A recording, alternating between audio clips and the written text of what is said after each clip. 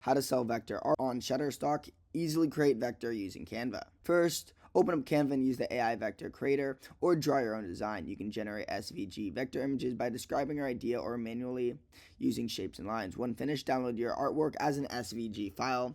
This is Canva's vector format. Then prepare your vector for Shutterstock. Shutterstock requires vectors in EPS format with no raster images, open paths, font, or locked layers, and a file size under 100 megabytes.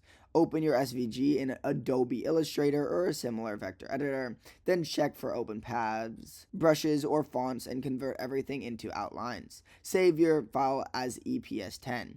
Make sure your vector fits inside a single artboard and contains only your original work, no logos or trademarks. Then submit to Shutterstock. Sign up or log in at Shutterstock Contributor. Upload your EPS file, add a high-quality JPEG preview, and enter a clear title, description, and relevant keywords. Submit your vector for review. Shutterstock will check quality and compliance before approving it for sale.